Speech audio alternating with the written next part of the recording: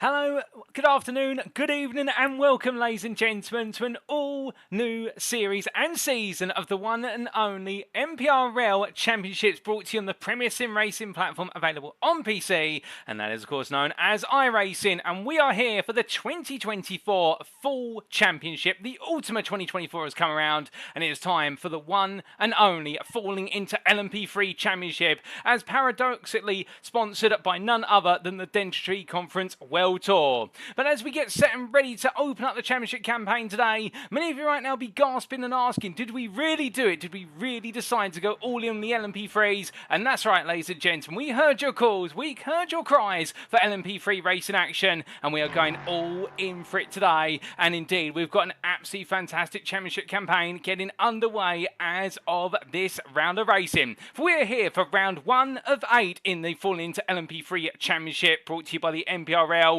And indeed, we've got an 8-round championship ahead of us, and we'll talk more about that shortly. And we kick it all off today as we take a look back from all the racing action at the one and only circuit, the Spa-Francorchamps, a legendary Belgian circuit, no doubt about it, and one located in the foothills of the Ardennes Forest, and indeed charging into the Ardennes Forest as well. As all of our drivers get set and ready to go racing, we welcome you all to this broadcast, brought to you as if it were live. Now, many of you may be asking, for the uninitiated, what exactly does that mean? We're bringing it to you as if it were live, in the fact that the racing action occurred as of early this week on what was Wednesday, the 4th of September 2024, but this fine Saturday, the 7th of September, we're going to be bringing you all the racing action from the opening round of the season. But we do not know what happens in the ongoing qualifying session, of which you may have seen some of the times at the bottom of your screen. Those have been hidden right now. Indeed, the qualifying action that's occurring right now. Indeed, the race itself, we've avoided all those potential spoilers, and therefore we're going to be bringing it as raw and fresh as possible, as if it were live for your viewing pleasure. And of course, we do ask that if you do know the outcome of the racing, please avoid any spoilers in our potential chats. Speaking of which, we're tuning in, well, you could be tuning in right now live via circuit side via one of 2 media platforms for your viewing pleasure. The first, of course, being via YouTube at youtube.com, and search for TX141TX or Paul Walsh on YouTube. And welcome to you guys and girls tuning in via YouTube, including of which we do have Phantom_02 there, who's feeling the hype. And good afternoon to you, Phantom, and I hope you're doing well. But of course, alternatively, you could be tuning in via Twitch at twitch.tv/TX141. And welcome to you guys and girls tuning in via Twitch. And also, you may be asking, who is Paul Walsh? Who is TX141? Well, I'm to introduce myself, I should say, as your host and commentator of this season, back once again. And it's my pleasure, ladies and gentlemen, having worked with the Middle of the Pack Racing League for the best part now of what's coming up to 3 years as of this fall. Well, my name is Paul Walsh, also known as TX141 or Britain a Spit, depending on what media follow me on. Now we bring you all your racing action over the course of this season. And as we can see today, we've only got one event on our schedule, and that, in times of British Summer Time, that's BST or Universal Coordinated Time +1, UTC +1, is our opening sprint race, 40 minutes in duration, and due to get underway at 5:15 this afternoon. And we'll tell you a little bit more about the rules and format very shortly. But first, let's talk a little bit about that season calendar and what is still lying in wait. For as we look to kick off today, we have 8 rounds to split over 2 stages, broken up into 4 rounds apiece. The first 4 rounds, the Stage 1 Cup, will see the majority of the racing action, indeed all of it, take place on the European continent, indeed many a household namely circuit. We start off at the one and only Spa-Francorchamps, and after that we make our way to Spain for the Motorland Aragon circuit on the 11th of September, and on the 18th of September we head to Imola in Italy, or the Autodromo Internazionale Enzo Idino Ferrari as it's known in full. And then we have our first feature race round of the season, and that'll be at the Circuit de la Sarthe, or Le Mans circuit, on the 25th of September in the one and only French countryside. But those will be our opening 4 rounds, while sprint races being 40 minutes in duration and our feature races being 50 minutes in duration, albeit the feature races not having a qualifying session but being based in terms of the grid on championship standings. After that, we'll take our mid-season break, a 1-week break, and then we'll return to charge into the second stage of the championship, and the Stage 2 Cup will comprise of rounds 5 through to 8, starting off with the Brazilian circuit of the Autodromo Jose Carlos Pache, also known as Interlagos, on the 9th of October. And then it'll be to the United States of America for the Texas 2-step, that is the Circuit of the Americas in the US state of Texas. And then our penultimate round, our final sprint race of the championship, it'll be at the Fuji International Speedway in Japan on the 23rd of October. And then we bring it all to a close in round 8 of 8 at the Portimao circuit, also known as the Algarve circuit. and that'll be our feature race finale on the 30th of October. Indeed, what a fantastic calendar, and the majority, if not all of these circuits, haven't seen LMP3 race in action at some point in history, and that's why they've been selected. You couldn't ask for a more stacked calendar when it comes to the Fall-ing into LMP3 Championship. But where we do have a championship calendar, and many of our drivers, we'll introduce them very shortly, we of course do have prizes which our drivers will contest for over 8 rounds of racing. And as we can see here, there are plenty of prizes to be won, starting with our championship prizes. And as per usual, firstly, we do have the winner of each driver's championship, with our classes being broken up into Pro, Prime, and Am. There'll be $20 available to each of our class championship winners. On top of that, the winner of the Stage 1 Cup in each of our classes, that's the leader of the championship stands based on rounds 1 through to 4, will all pick themselves up $5. And those who do the same in Stage 2 Cup, well, they'll, for rounds 5 through to 8, be potentially picking up $5 as well. And we also do have the Teams Championship returning once again, and we do have the best part of 14 teams contesting this championship, and privateers as well. And we'll be seeing $30 go to the team who take the crown in the Teams Championship. And there'll be a one-off raffle prize. I mean, it wouldn't be an MPRL series if we didn't have a one-off raffle prize for participation. And that'll be for any drivers who have completed at least 7 rounds, and a round being completed is where the driver finishes within what is 5 laps of the race winner. So as long as you get the car home within 5 laps of the winner, you will be deemed as completing that round of racing. If you've completed 7 rounds, you will be eligible for that raffle draw prize and the ultimate prize of $50, albeit our administrators not being eligible for that prize, of course.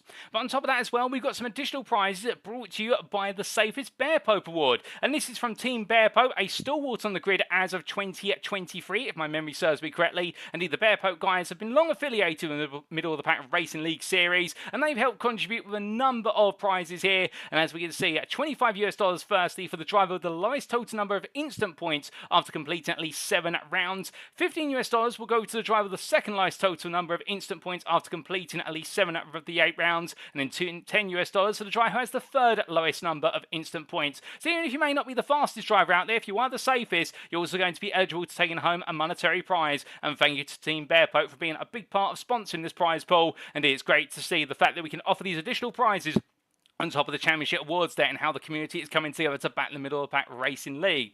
But there's prizes. But the big question you may be asking is, what about our drivers contesting for these prizes? Well, over 8 rounds, you are going to see the best part of 50 drivers, that's 50, competing for those championship prizes. And we start off with our pro drivers, the fastest, the best of the best, arguably on paper. And we have 14 entrants in the class. We have many a returning name, including the number 0 of Tanner Dibble for DNA Motorsports, and also Jason Landry for Sunday GT Turtles in the number 5. Of course, our reigning champion from our preceding series, the Formula 4s, and indeed many a championship prior to that. But on top of that as well, we've got plenty of new blood on the grid who weren't on the grid for the preceding series of the F4 Championship, including Dominique Ford there, the privateer, on who will be in the number 1. Also, we do have there the recently promoted after taking the Pro-Am spoils in the Formula 4 Championship, none other than David Adeyi for ITD West in the 32. We've also got Julian Jones returning to the grid for ITD West JMT. We've got 2 ITD West teams on the grid for this season. We also see the return of Team Bear Pope's James Logston, who couldn't be on the grid for the Formula 4s, but he's back with a passion and a vengeance to try and wreak absolute havoc in terms of taking victory time and time again in the 42. We've also got Fotan Clan's Eric Nickens new to the grid in the 44. Christian De Soto for Kinda Fast Racing Team, and we expect it to be more than kinda fast. We've heard he's quite quick indeed. We've also got the privateer of Pat Labrosse in the number 69. We've got Jordan Butler making his return for DNA Motorsports, and we can see there as well we do have the returning name in the number 84 of Carl Ranieri, real-life motorsport driver, and also mixing it up on the sim grid, and it's absolutely fantastic to see him on the grid once again. And then come to the Prime class, and this will be occupied by 18 entrants. And this is our second of our classes, and again, many a name you'll be used to here, but we've also got some new names on the grid. And let's talk a little bit about our promotees as well. We see there the 101 of Matt Best for Second Breakfast returning, but not under the Texas Speed Racing outfit, but instead for Second Breakfast this time, a subdivision of Breakfast for Dinner. We also do see there Vice Motorsports making their way onto the grid with 2 of their drivers in the Prime class, including Jake Gertson and Jay DeVries. Mark Senegal has moved to the Prime class after his achievements in the AM class in the Formula 4 Championship. He stepped it up for Sunday GT Turtles in the 121. New names include Sean Symes there, the privateer in the 128. We also do have David Bauer for breakfast for dinner and his teammate Jacob Wally in the 130 and 131 respectively. We also do have Justin Delano in the 138 for Eclipse Racing Esports by Skyline Designs. And we can also see there Tom Bryce, newcomer in the 152 for ITT West JMT. Garrett Chavez there for Kind of Fast Racing Team in the 159. We've also got there Wesley Griffith for Photon Clan for the 162. And also we do see Matthew Quinton there in the 184, the privateer. And welcome to our newcomers. And we look forward to seeing them mix it up with our veterans of this prime field, including the likes of Jermaine Warren for Middle of the Pack Racing. And also there we can see David Turn for Slipstream Sloths. Then we come to the AM class. Perhaps not as fast as the rest of the field, but still they have their place in the grid and we look forward to seeing them learn as they go. And our 18 entrants in the AM class include Ethan Rolfe, a newcomer for Vice Motorsports in the 207. We've also got the return name of Todd Miller for the Caboose crew. Braden Mellin as well, making his way into the group of Eclipse Racing Esports by Skyline Designs, but including some more new names there. You'll also see in the 242, S. Edward Irvin there for Team Bear Pope, joining the legendary team. And just before him in the 234, Joseph Blamel in the Eclipse Racing Esports by Skyline Designs machine. We can also see on the right hand side of the table some more newcomers, including none other than Shaji Zuhair in the IT West JMT 252. We've also got Alexander Frezalone in the privateer in the 274. Navra Kumar in the 279, the privateer. And we've also got Aaron Tiggott for Team Bear Pope in the 286. And we've also got the returning name of Glenn Bratton, the privateer in the 289. And it's great to see him coming back, and so many new names as well. And good luck to everybody, whether they're AM, Prime or Pro, as they get set to get their championship campaign underway today. Coming on to our host circuit for today then. It is of course the circuit of Spa-Francorchamps at the Grand Prix pit lane playing host to our drivers. Located near the village of Francorchamps in the municipality of Stavelot. In fact, I should say in the region of Stavelot in the municipality of Wallonia in the Liège province of Belgium. This circuit is a household name and many of its corners indeed can be quoted like the back of the hand. 19 corners, 7 kilometres in length for 4.35 miles to put it in the old imperial metrics. And as our drivers roar the way around here, they'll find that this is a circuit that takes no prisoners as they roar the way through the Ardennes forest and out of it and into its foothills. And thank you to iRacing.com for the brilliant circuit map alongside their brilliant simulator. But rather than talk you through the lap and just look at an image, how about we give you an onboard reference lap brought to you by our reigning pro champion for the Formula 4 series, and that being Jason Landry. And let's talk you through a lap of the circuit, the Spa-Francorchamps circuit. And we're going to be looking at it prior to its revamping in the recent season of iRacing. So you'll notice today when we do go racing, it'll look slightly different, but the main theme is their legendary circuit is that this is a circuit that puts everything to the test. Well, as we do jump on board then with Jason Landry's lap coming out of the bus stop chicane, he roars his way onto a flying lap and gradually brings the car over to the left-hand side. Full V8 power being deployed here, heading to the braking zone for turn 1 and breaking the 100-metre board all the way down into the source in first gear as he exits out, immediately pushing the throttle back in and now roaring his way in towards Rouge and Radion. Here it's all about commitment and he'll be flat out all the way up the rise as he goes, continue to hold the throttle down and relying on the downforce of the LMP3 machine, opening up Rouge into Radion there, as you can see, giving himself as much space for the right-hander uphill, and then flat out over the crest of Radion and now onto the Kemmel Straight. That's the first 5 corners covered, and now making his way down towards Lake Con, flat out here, reaching the highest top speeds, and you can see the speedo hitting 250 kilometres now as he heads onto the brakes here at the start of the entry curve on the left-hand side. That's his braking point, down to third gear as he siphes his way between the 2 open and apex curves, and now out he'll go over Lake Con and down towards Rivage Corner. Here it's a downhill braking zone and very easy to get carried away. You've got to brake early and be very gentle on how you put the throttle back in. Keeping it nice and tight, holding second gear and now feeding the throttle in, but bringing the car nice over to the right hand side to open up its corner, previously known as No Name.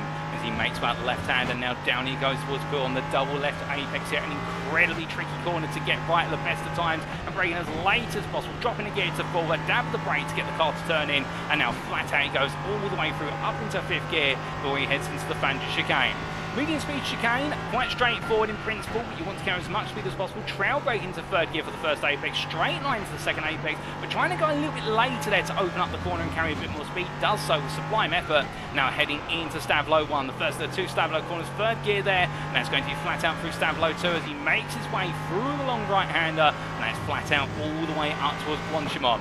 And we've seen a whole medley so far of hairpins, chicanes, sweepers, and now we've got the ultimate sweeper, the flat-out thrill that is going to be turn number 17 as he heads into Blanchimont corner here. And we'll hold on to the hats, folks. It's flat-out in 5th gear all the way through the left-hander. Now heading down towards the bus chicane. Turns 18 and 19 to complete lap, braking at the 150-metre board all the way down to 1st gear. And as he tiptoes the car through the right into the left, he's going to get the throttle in nice and early here on exit to now lap. And that is a lap of Spa-Francorchamps brought to you by Jason Landry. But a lovely lap there, and now let's come on to our rules before we go racing.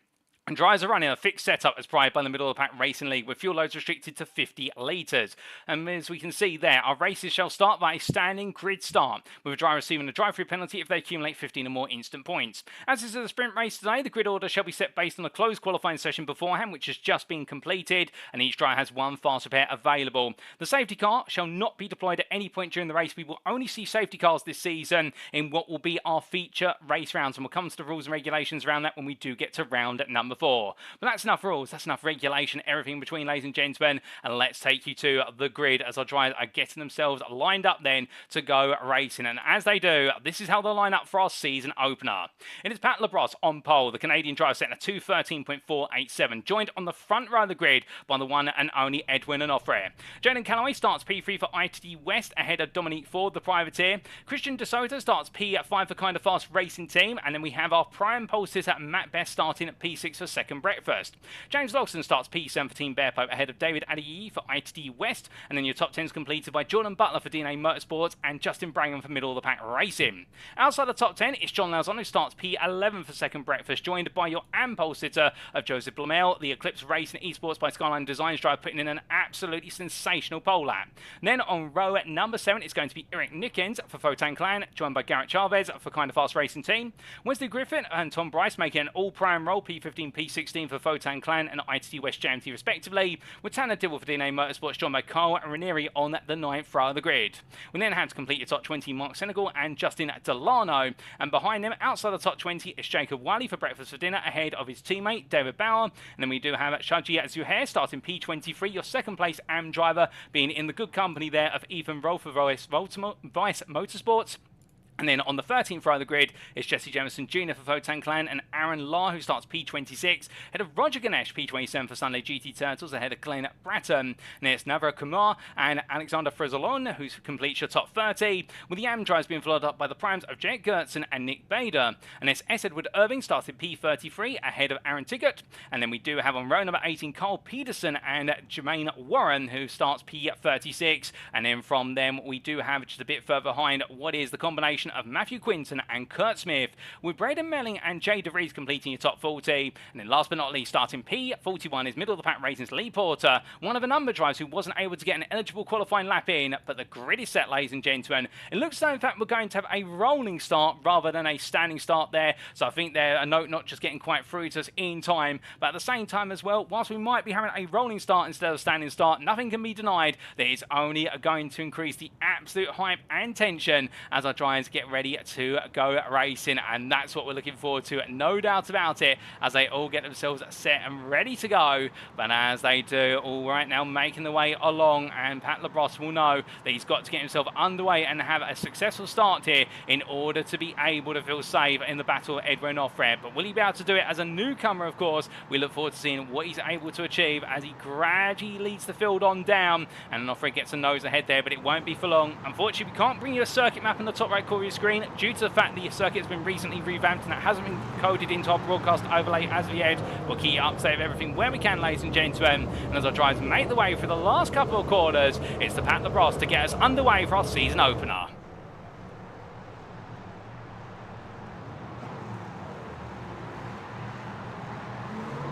And it's lights out and away we go for our first race of the season. The 40 minutes racing gets underway as they roar the way down to turn 1. Left, right and centre, you look at it, everyone right now crowding into the braking zone, and many try to get through. There's a major lock-up behind, however, and there's big contact further down the order, but I think most drivers have safely made it through the opening couple of quarters, or with Jake Kurtz and Mirror's contact and somebody being turned around the bullocks, since that's Matthew Quinton and Aaron Law coming to blows. But meanwhile, looking to the front of the field as they roar the way up through Rouge and Ready on the first time. Pat Labrosse doing a fantastic job trying to keep Edwin Nofre at bay as they roar their way in towards the Kemmel Straight. But as they come on down now, you can see Labrosse going as defensive as humanly possible here, knowing that Nofre's got the overspeed, but will he have enough on the brakes? It's cold brakes and no anti-lock braking system in these machines. On the Angus they go, and also there, I think Labrosse has been in a tap on the rear. That sent him straight on. He's going to rejoin, albeit by the escape road. So in the end, Dominic Ford does get ahead. Nofre's dropped down. Jaden Callaway snuck his way through into P3, but Dominic Ford really has had the start of everybody as they make the way on down into the braking zone. Further back, however, we can see here Jacob Wiley battling with Ethan Rolfe, and Rolfe right now pulling ahead in the all-black machine as they head down the Amdrone. A great start, but meanwhile, it's gone very wrong into the barrier there for Jesse Jameson Jr.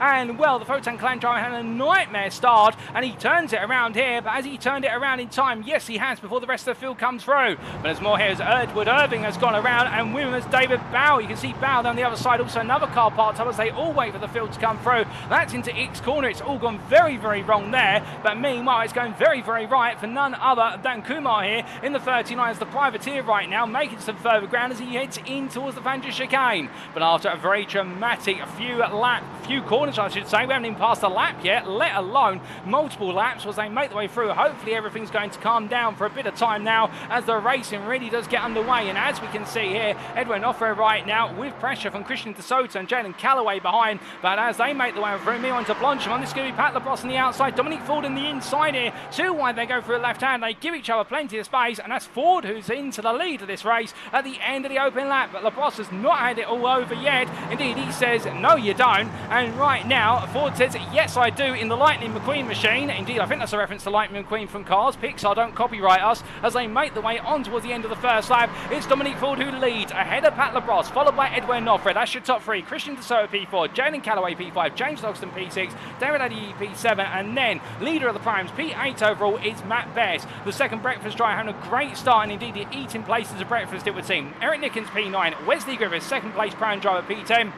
And meanwhile, just behind him, P11 is your AM leader, Joseph Blamel. And Blamel right now for Eclipse Racing Esports by Skyline Designs is absolutely flying out there as they make the way up the rides once again and in towards the Kemmel Straight. But as they do, coming roaring on through, well, right now it does look as though here it's going to be Best and Nickens. And, well, if I was Matthew Best at this point, I'd just let this go because it's not my fight to play. However, it doesn't always work out that way, and we'll explain why shortly for those of you who are new to the grid and indeed new to tuning into the Middle Pack Racing League Series and why every place matters in these championships regardless of your class. But here's Tom Bryce. Oh, goodness me, that's gone very wrong. And that is Garrett Chavez who's lost the rear of the car, I think taking a bit too much speed, coming up the second part of Le Com, and as a result dipping the rear left tyre onto the grass beyond the curb, and he gets it back together in the end just in time. But the kind of fast racing team is very quickly finding that he's lost multiple places. Now he's got it all to do again. He's gone from being inside the top 15 down to P22, and he's got capable company in the form of Tanner Dibble in front and Nick Bader behind. But as they make the way on through,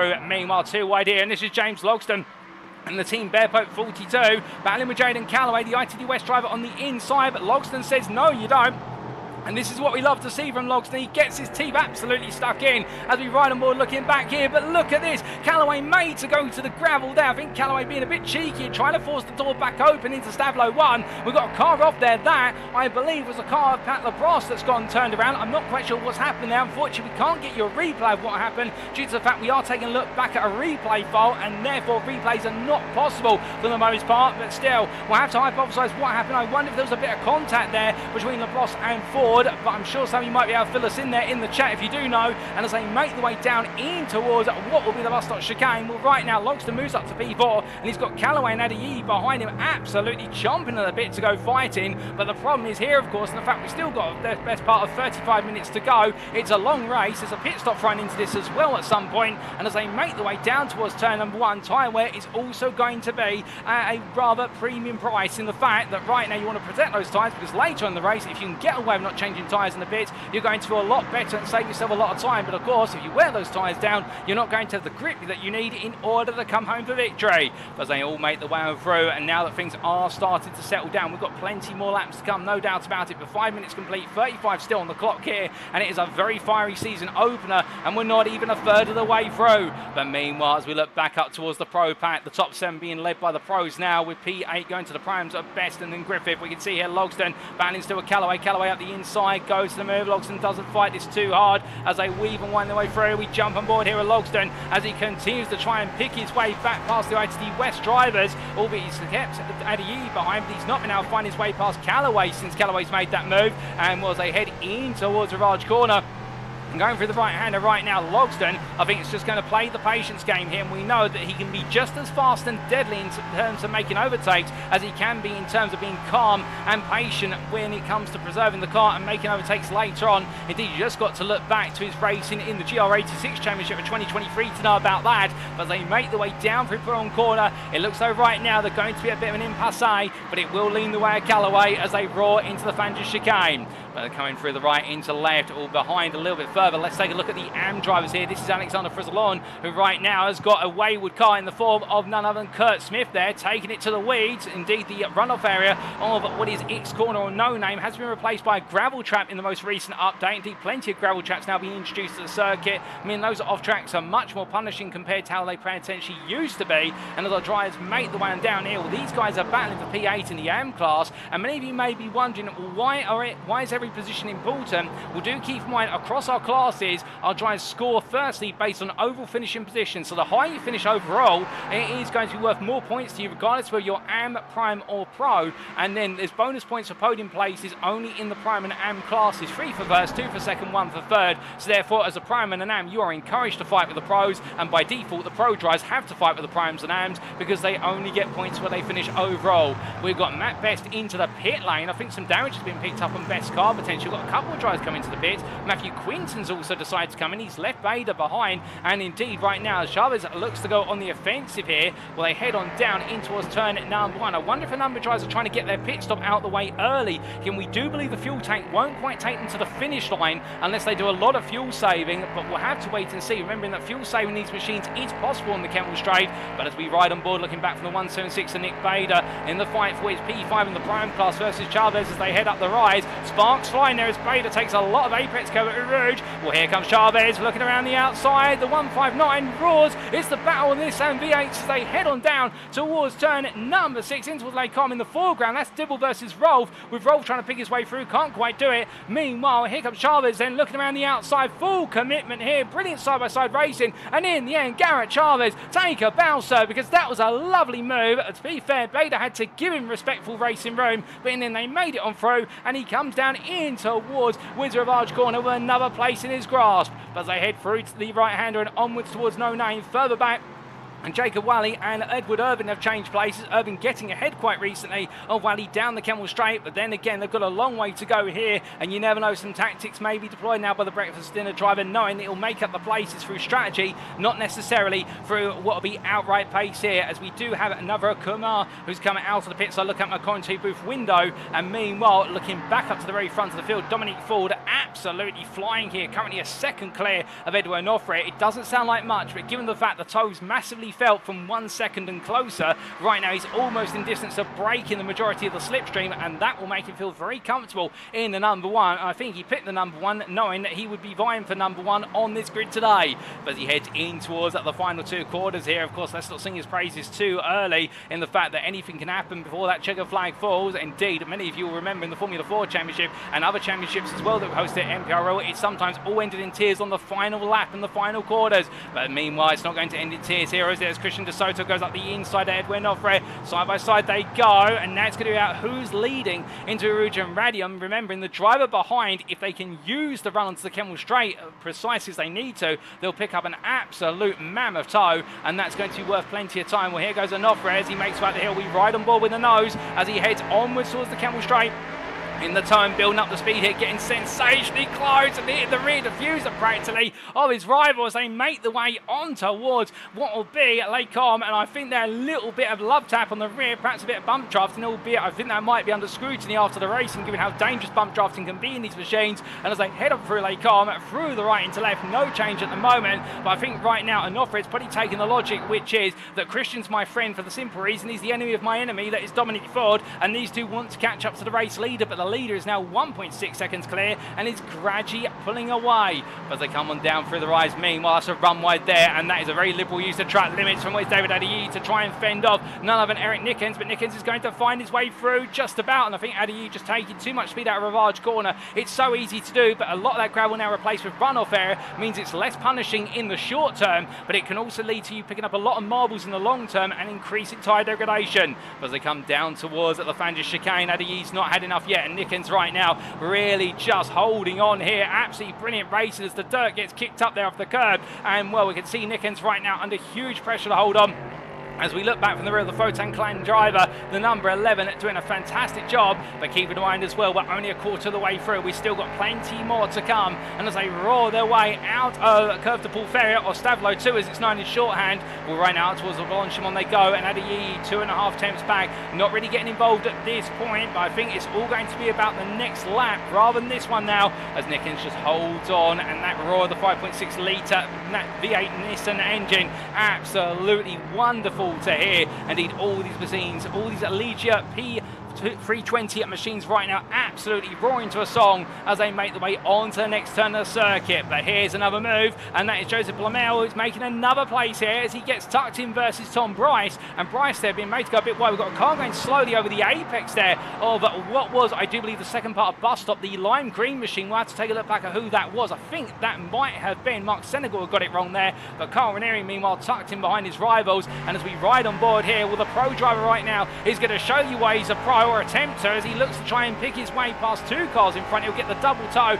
but look how much of a slipstream he's getting here, and the fact as they make the way out for the rise, he's going to have the most speed of anybody as he gets ready to shift it up into top gear. But roaring on down, and there goes Bryce, pulls to the middle of the road. It's going to be a defensive line from Blamel, and Ranieri right now thinks he can go 3 wide. This is going to be close to curtains. 3 wide they go into Lake Arm, and as they all head onto the brakes, it's going to be the reverse Moses manoeuvre there, and it will be Blamel who loses 2 places on the price of 1 braking zone. But can you blame it? The 3 of them made it on through without any contact. Brilliant racing between them, and Tom Bryce absolutely stealing the place away for ITD West JMT as the 152 driver continues his way. But now he'll know he's got Carl Ranieri behind, and Ranieri is not going to let go. But as they roar their way out of X corner and down towards Pullman once again, and I can see there Ruby Scream 59 saying wow in the Twitch chat. Indeed, phenomenal racing between them. And we also say hello to Edwin Noffred there with a 3 wide, absolutely phenomenal. I'm sure we've got plenty more moments like that coming up before this race is over. But meanwhile, we look back to Mark Senegal, the Sunday GT Turtles car that you did see mounting the curve at the bus stop chicane and getting very liberal with mounting it.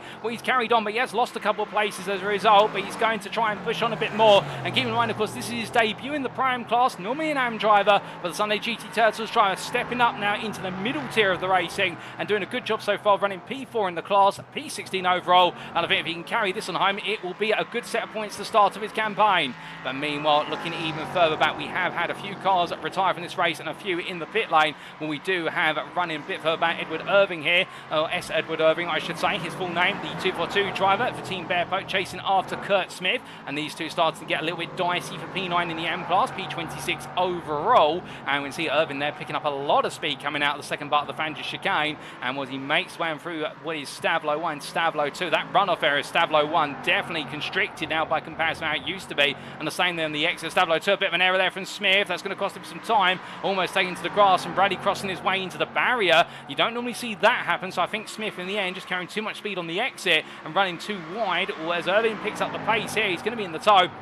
We're not close enough to look for a move as of yet. I think he's still going to have to wait his turn a little bit later on as they head onto the brakes. But as he does so there and closing up the distance, meanwhile, we look back inside the top 10. Let's not forget about the battling up here. And this is Logston versus Onofre as he looks to try and chase down. In fact, Onofre is a bit further up the road. Let me correct myself. That's Callaway behind. And Logston and Callaway getting very familiar with one another as they come out to Lake Com. But as they do, it looks like Logston just feeling very comfortable. Meanwhile, even further back, Tanner Dibble makes his way in the DNA Motorsports car. You just seen go for the camera shot ahead of the privateer machine, the 39 of Navarro Kamar, and it looks as though here the number 39 driver very comfortably running P3 in the AM class at this point. He'll get a bonus point if he finishes there, of course being on the AM podium, and a good set of points for P15 overall. So therefore his target will be Shaji Zuhair, but Zuhair right now being the best part of what is 3 seconds up the road, and therefore this race will have to come to him over time, and those gaps getting more and more sizable. And speaking of sizable, this is Justin Delage Delano looking up the inside of Zuhair as they come on down through the left-hander. In fact, that might be Zuhair making the move there. Let's get our colour coordination correct. And indeed, Zuhair there in the ITD machine looking from inside to outside now. And Delano just simply showing that knowledge as the prime driver and making sure to hold his line and get everything absolutely right this time around. But as they head in towards Stavlo 1, all right, now anything can change on the next run of a quarter or two. And speaking of things that are changing, here's your race leader of Dominic Ford. But you may be asking yourself right now, when did Christian De Soto get this close? Well, De Soto has been catching, and he's been catching rapidly over the last couple of laps. And as we say hello to Christian De Soto in the Twitch chat, well, right now, of course, he can't be in the car and also race at the same time. That's why we call this the post-round replay. And as they head up towards turn number 1, onto another lap, they go on to lap number 8. And that gap, which was once 1.7 seconds, and now been brought crashing down to earth to 6 tenths as they've crossed the line. And De Soto, the fastest driver out there, by 4 tenths on that previous lap, a 2:13.25, and it would seem as though that right now the number 59 is absolutely flying high for kind of fast racing team. And well, I think the team name there underselling how fast he's travelling right now. But still, we'll have to wait and see if there's a response from Ford as they power their way onto the Kemmel Straight. And Ford here, 2 tenths is the gap. Now will De Soto go for it? A Willie fuel save in the backdraft of what will be Ford's car. Well, I think here he's going to go for the move. I think De Soto feels as though he's the faster driver, and this is the time to do it. As he goes up the inside, and well, side by side they go, right into left. Ford doesn't back out, but De Soto's still there on the inside. They give each other racing space, and as they come on through, in the end, Ford holds on by a nose. They come down towards the large corner. Well, De Soto making his intentions clear, but also Ford saying, I can do what you can do, I can do it better. And now the response is going to have to be from De Soto in order to try and come back as they make the way in towards X corner. And Edwin Offred has suddenly got within half a second of this battle. As you can see, the fighting between the top two is bringing the rest of the field back into contention. But as they make the way on down through on quarter through the double left-hander, meanwhile as they get closer and closer, we still got Callaway and Logston nose to tail here. They're practically joined at the hip at this point as they head in towards the Vandal chicane. Not to be from Callaway right now, but this top 5 definitely getting very intense out there, and that's before you consider Eric Nickens, alternatively David Adeyi, who are both inching closer as well. So we've got the top 7 of pros all getting closer together. And well, keep in mind that Wesley Griffith and Tom Bryce are not too far off the back of this. I wouldn't be surprised if we see a Prime contesting for a top 5 finish by the end of today. And it's very rare that we do not see a Primes nipping at the heels of the top 5. And indeed in the Formula 4 season we saw some magic from our Primes, no doubt about it. But coming from the magic of past seasons to the present here, and we look back to some of our AM drivers here, including Carl Peterson and what is Alexander Frezalon. And as they make the way down the hill, well, Carl Peterson has recently managed to find his way ahead into P24, that's P7 AM. And right now the privateer staying on his heels for the time being, albeit no change at the moment. You can see there it does look as though Peterson a little bit more comfortable through what is the Fantasy chicane by comparison. And again, these AM drivers are getting themselves acquainted with the machine. And speaking of acquaintance, someone getting himself acquainted with the gravel is Peterson as they make the way through Stablo 2, and Alexander Frizzalone takes P24 for now. But notice that Peterson rejoins full pace, full tilt, and as they make the way upwards towards Blanchimont corner, where he's going to back off there. Now he's got the dirt on the tyres, but he's thinking about it. I think Peterson's of two minds. Does he want it or does he not want it? And in the end, Frizzalone is going to be given the right to hold his line for now. But Peterson absolutely glued to his toe as they make the way down towards the braking zone of the bus stop chicane. More drives into the pits. And indeed, we do have Zuhair also. Oh, goodness me, Frizzalone takes too much apex curb at the start of the bus stop chicane. And as a result, the car goes around. You could see that as it dropped down off of the curb. The rear of the car was massively unsettled. And Frizzalone, who was doing so well, has had his race come to a pause. Albeit he's going to take it into the pit lane here. And I mean, it's a good call here. Give himself the opportunity to get into the pits, calm himself down, and then get set for the second half of the race. But meanwhile, speaking of a man who's not coming down right now after what was an error of his own at the bus stop chicane 4 laps ago, Mark Senegal for Sunday GT Turtles in the 127 right now is on a mission to charge through. We've got a number of drives into the pits, of course, and therefore that will mix up the field for a time. But Mark Senegal back up to P13 as he winds his way on through where's the Ravage corner and down in towards Expend. And as he does so, we look back to the lead of the field, and Dominic Ford still holding off De Soto and Offre. And a little bit of trivia for you regarding these cars for the uninitiated. They do have a very basic traction control system. I do believe the traction control is set to 1 on these machines, and that is the most basic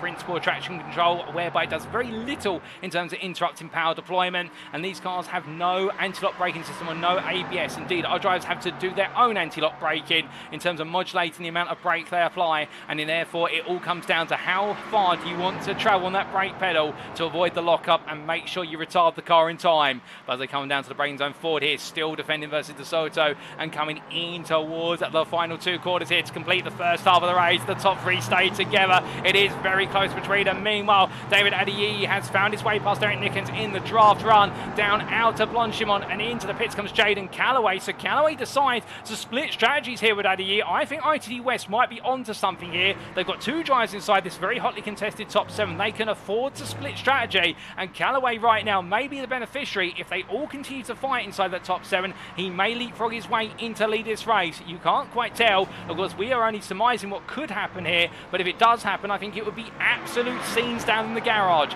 But meanwhile, Adeyemi still with Nickens behind, as Nickens now tucked into the toe of the man who passed him on the previous lap. But again, the problem with the first and last sector of this lap is it's very dominated by the slipstream and the toe, and as Adeyemi makes his way down in towards the braking zone, well, Nickens right now staying behind, lifts off the throttle. In fact, Nickens lifted off about 150 metres before his braking point. So Eric Nickens right now definitely cognizant of the fact we are in a strategy window, and therefore every litre of fuel he can save at this point will save him seconds in the pit lane, and those seconds could see him leap ahead of his rivals.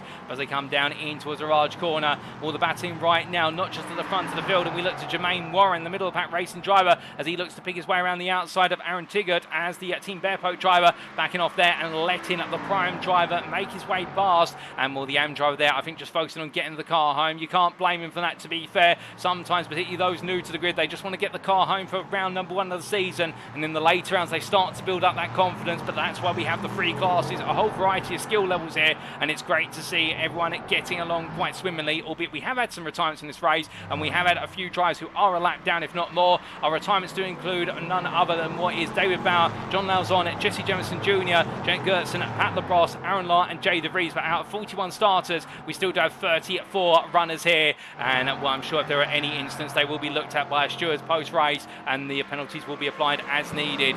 But meanwhile, we look back to the lead, and as we do, it's 2 wide here. De Soto versus Ford, and just in time as well as they come through Blanchimont. Bit of a rub between the 2 of them. Ford getting his elbows out there, but De Soto says, no you don't, I'm going to outbrake you. But Ford says, everything you can do, I can still do as well. 2 wide through, and right now as Ford uses a little bit of runoff area there to keep him in the hunt, it's 2 wide across the line. Here comes Onofre as well. Can Onofre find it to make it 3 wide? No, he backs off. He decides not to. He switches to the outside to give himself breathing room. It is 3 wide on entry, but there's a bit of a rub there between De Soto and Ford. De Soto is elbowed slightly out, and Onofre tries to cut back in, but now as they make the way on the run up towards the Origin Radio, we look back from the rear of the leader and absolutely brandishing that number 1 and wanting to stay as number 1 in the running order. 2 wide they go up the hill. That's Onofre just getting ahead of De Soto.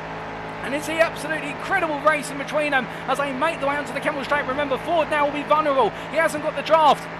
And as they head on down here, well, now Onofre appeals to the outside, but De Soto in the end doesn't get the toe he wants. And you can see there, he's going to have to go 2 wide versus Onofre. He'll get to the inside with De Soto. Onofre backs off, and a rather tactical approach there from Onofre. And I wonder whether Onofre trying to save some fuel. Meanwhile, Ford has no opportunity to save as much fuel. Onofre runs wide, but De Soto really finds himself in a bit of a misfortunate situation in terms of the fact he picked up the double draft, but in the end, Onofre peeled off the toe too early, and therefore De Soto couldn't quite get the draft he wanted in order to go on the attack versus Ford. He's picked the place back up, but I do wonder whether that's just going to frustrate him a little now over the rest of this lap as they head on down. It's great racing between the trio. Yes, some elbows have got out. Yes, some paint's been shredded off the cars, but at the same time, it wouldn't be racing if it wasn't close at the end of the day. But I do wonder how this is going to morph now, as that pit window is still open in terms of they'll need to pit at some point, given the amount of fuel they'll be consuming. But which of these drivers is going to blink first? That's the big question. As more pit stops are taking place currently, and meanwhile behind James Logston in P4, well,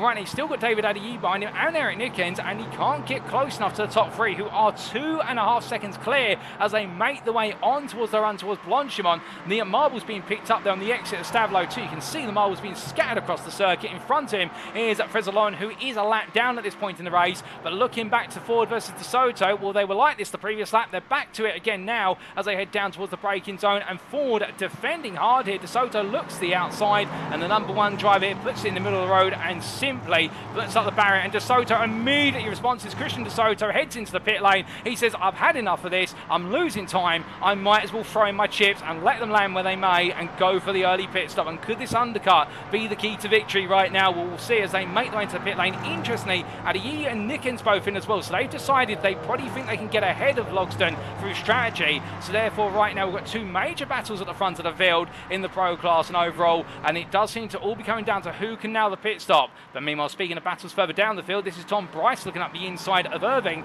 as they come down through Puron corner. Bryce taking a peek to the inside, can't find it, tries to get Irving to go wide of his own error, but in the end not of his own volition it would seem, as they head down towards the Fanta chicane. And the 152 right now having to play the patience game, but I wonder, given how Bryce qualified in this race, he qualified a lot further up the order and started in P16. But down in P26, I do wonder whether Bryce will feel as though right now he's losing time in this situation. He has taken his pit stop, as has Irving, to be fair. Both of these guys have pitted, but the problem is right now that Bryce isn't where he wants to be, and I think he'll feel as though he's losing a little bit of time. But as they build their way on up through and in towards Blanchimont they go, well, as they roar the way on through, Bryce going to look around the outside as Irving looks to battle here. And remember, overall points are what are scored first and foremost for everyone, so that's why you are seeing an Am battling with a Prime here. It's not because he's just trying to frustrate him for no reason. It's worth championship points, and Bryce on the inside, and as they head on through, Irving gives him the space there, lets it go, and knows that he could fight it for a period, but Bryce in the end will take the place and moves up to P25. But meanwhile, after all the pit stops, Nickens and De Soto, well, they came out nose to tail with De Soto ahead of Nickens, but in the draft into Lake Combe by the Kemmel Straight, Nickens has got ahead, and with the Photon Clan driver now with De Soto and Adeyemi behind. But intriguingly, notice that there, David Adeyemi has leapt his way into this battle. I wonder how much fuel saving the number 32 driver has done in his first stint, and I would say, given the fact that he spent a second less compared to Jaden Callaway, and he has saved a lot of fuel, and Eric Nickens as well, with a 10.14 second stationary time in the pits, the shortest stationary time of our top 7 pro drivers. Indeed, our shortest pit stop has been from Matthew Quinton, who only took 7.6 seconds. I do wonder if he's going to have enough fuel to get to the end on that, let alone the fact that it's a very short stop. Well, the key point being here that num drives doing fuel saving, and it seems to be working out for them for now, as Edwin Offer into the pit lane, James Logsdon also into the pits. Ford continues on, sets a personal best and an overall best lap of 13.058. So the time's still there as Nickens and De Soto go too wide. Well, right now, we thought these two might work together given the importance of strategy. Well, in the end, I think both of them want to take the position. Nickens runs wide, De Soto gets ahead, and here comes Callaway looking around the outside. I mean, Adeyemi looking around the outside, I should say. Goes very late on the brakes, doesn't lock up, however. Brilliant car control there from Adeyemi to stop the car from locking up. A little bit of wheel spin there and having to settle the car down, and that brings Callaway into the fight. But the key point being here is that Nickens and Callaway showing some great racing action alongside Adeyemi, and De Soto has cleared all of it. But as they make the one through the right-hander, out of the pit comes Edwin Offrey, out of the pits comes James Logsdon, and Logsdon has moved into P3, and Offrey's moved back up to P2. And all this staying out longer has worked out for an Offrey and Logsdon, and I can only imagine now how that's going to work out for Ford, as meanwhile, fastest lap of the race has just gone to the prime driver of Matthew Quinton, a 2:12.97 to the nearest 100. That is a sensational lap from the 184 driver. He's currently in P10. We're only waiting on one more pit stop, and that's from Dominic Ford. Everybody else has served their mandated pit stop in this race with 12 minutes to go. But how far can Quinton come now, given the fact he's 2.5 seconds down on Best, who's P2 prime and P9, and then Griffith is only a further and 2 seconds up the road from him. Well, if so, Matthew Quinton right now could be a little bit of a sleeper in terms of the fact he may spring some surprises on everybody late on in the day. But meanwhile, that's going to be a surprise to the team principal, ITT West. He's going to be seeing his two drivers, but Adeyemi and Callaway, fighting each other here. To be fair, I think they've been told the gloves are off, so long as you don't take each other off the road. And speaking off the road, Eric Nickens there showing just how close you can get to being off the road on the exit of No Name or X quarter. And as they make the way down, well, Callaway and Adeyemi right now, there's fireworks between them, and I think it's going to be quite synonymous to Oscar Piastri and always Lando Norris and the McLaren F1 team, and the fact they're being allowed to fight each other. We love to see it, but I do wonder whether both drivers right now might be thinking to themselves, actually, is it really worth it given we're losing time to Nickens and Christian De Soto is running away from us? But as they make the way on out the Fanta chicane into Stablo 1, we'll have to say, as meanwhile, a little bit further down the road, this is the battle for the AM lead, and this is Shaji Zuhair looking up the inside of Joseph Plommel. Can't quite find it. Plommel there, almost locking up as they make the way through, and as they come through right into left, well, right now the Canadian driver for ITT West JMT in his debut race in the middle of the pack Racing League Series is absolutely on the attack, and Blommel, who looks so strong in qualifying, who looks so strong at the start of the race, it seems as though Joseph Blommel really struggling with tyre life here as we've gone into the closing quarter come the end of this lap. But then again, it could all be about how our drivers have preserved the tyres over the opening half of the race. These tyres do last a long period of time, but they evolve significantly, and Zuhair right now is going to try and evolve his way into the lead as he looks his way around the outside. He can't find it.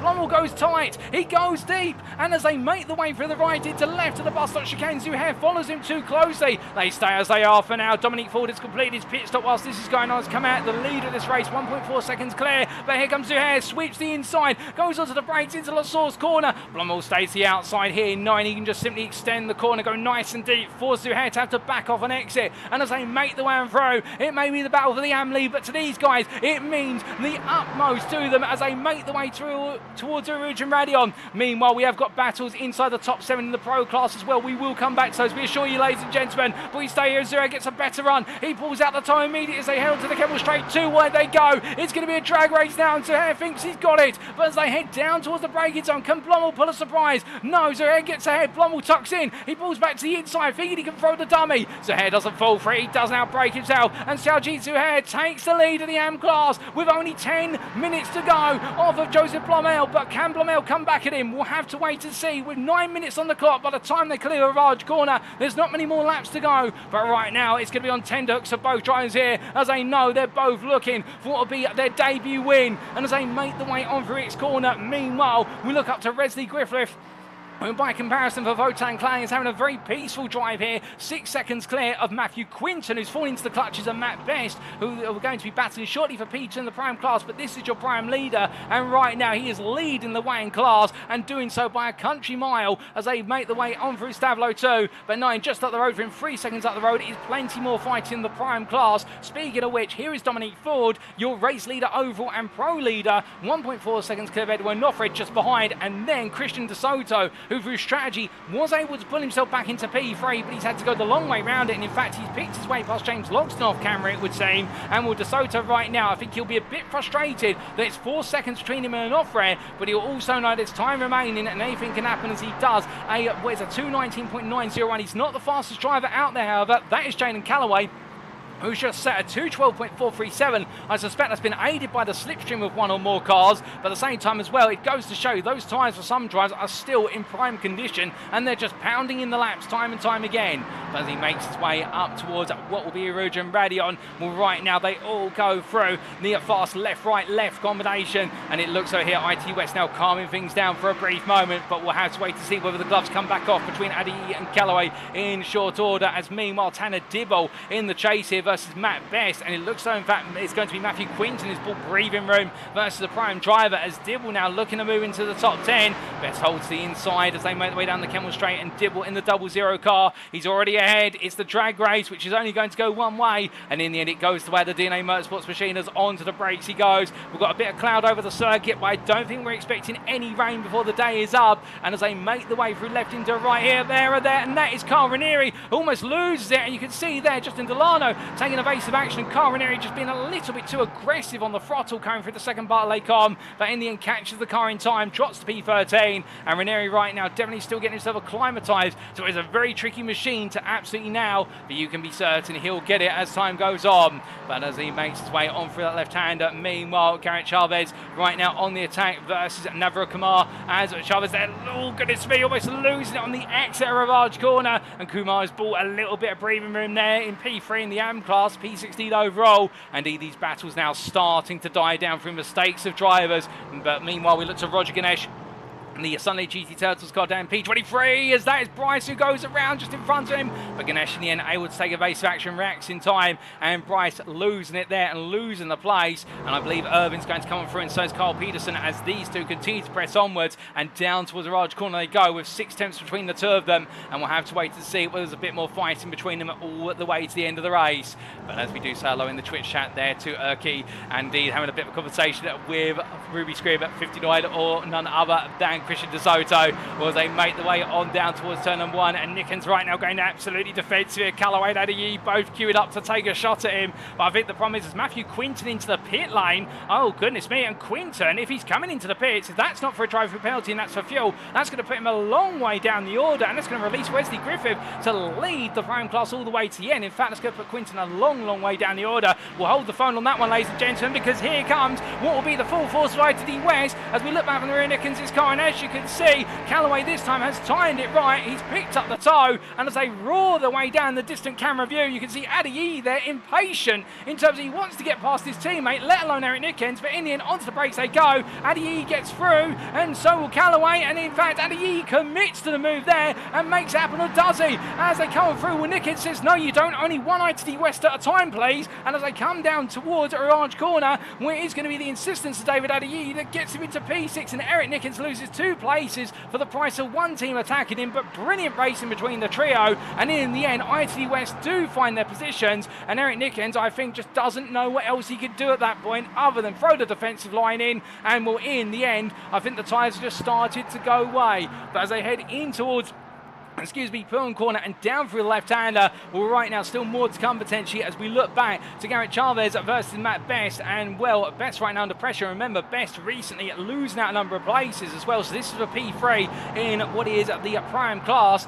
but as they wind on through its corner, Chavez now looking to the inside, and well, I think it's going to be on the brakes. This is going to be a classic move into Pro-Am corner, and Best decides not to contest it, and I wonder whether Best is perhaps hitting the cliff of tyre life, and therefore at this point he's just trying to hold on, because Chavez looks as though he's got plenty of tyre life left in that car.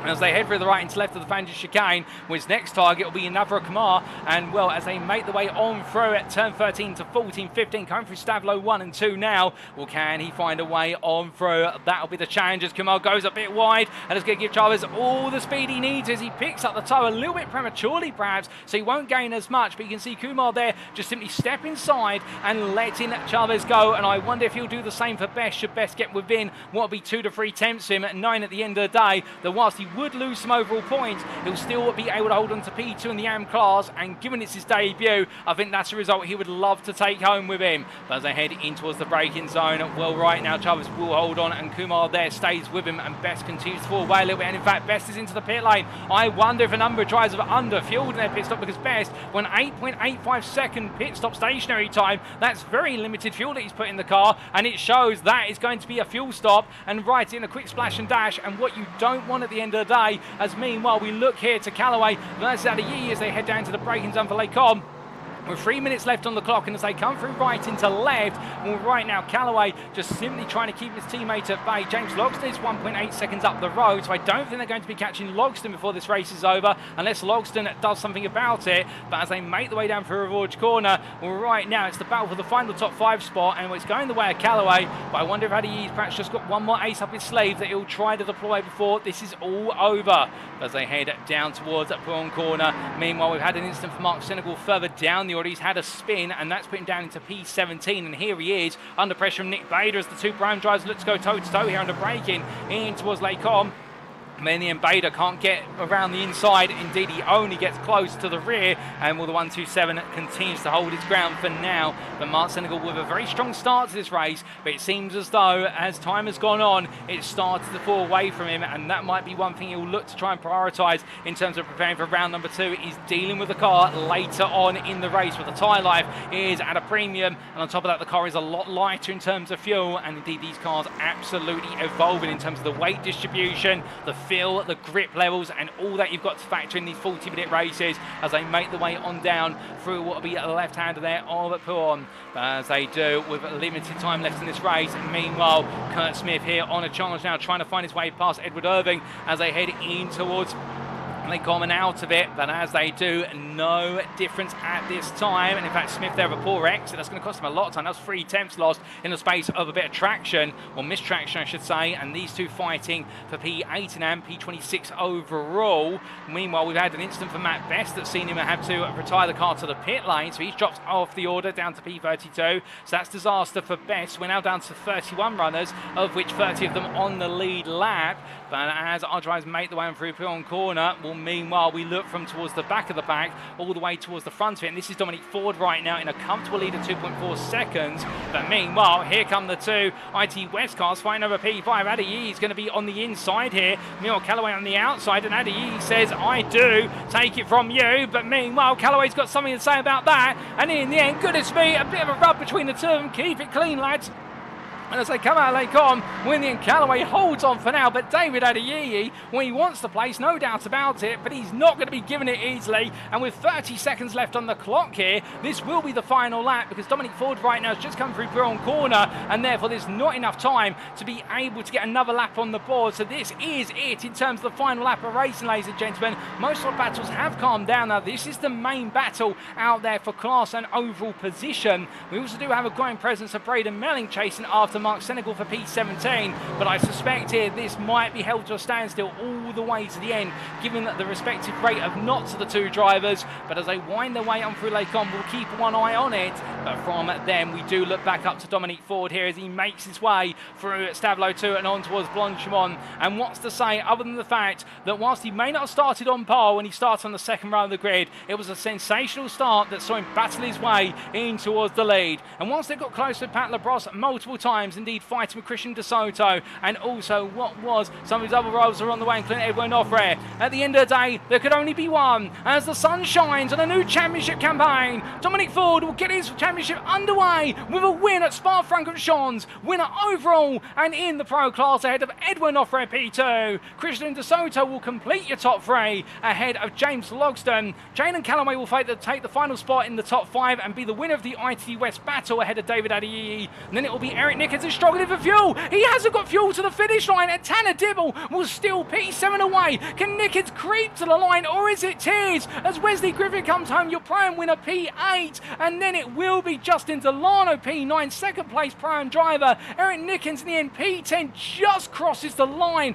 and Carl Ranieri and Shaji Zuhair takes the AM win there on his debut for ITT West JMT. Congratulations to him. And Garrett Chavez will come home P13 ahead of Navra Kamar, who will take the second place spot in the AM class. P14 overall, Matthew Quinton P15, and Joseph Blamel will round off your AM podium P16 there in what has been a disappointing second stint, but a solid start to his championship, no doubt about it. More drivers to come through, including Mark Single, Nick Bader P17, P18. Ethan Rolfe will come home P19, having just missed out on what has been an AM podium, but still a solid AM top 5 and a solid top 20 as well. You can't complain at that for Vice Motorsports. And Roger Ganesh will round off your top 20 there for Sunday GT Turtles with 5th place in the AM class. Also a special shout out to Wesley Griffin, Justin Delano and Garrett Chavez, an all debutant Pro-Am podium there, with Griffith taking the win in the Pro-Am class, P8 just ahead of Delano, and then Chavez P13 overall. Jordan Butler comes home P21 in a difficult day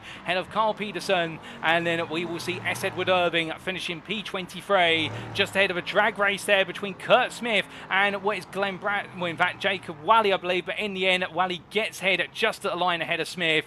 And goodness me, ladies and gentlemen, still a couple more cars to come, including Glenn Bratton P27 ahead of Justin Braggan, and well, Braggan making his way to the line here, the middle of the pack racing driver 9. There's still plenty of work to do, and well, that'll be a P9 in the Pro-Am class for him, with Alexander Frizzalone completing your lead lap finishers at P29 there on the 274, and enjoying the race and a top 10 finish in the AM class with P10 in class. Well, you couldn't ask for a better start here in a very challenging circuit, and indeed on a very challenging car.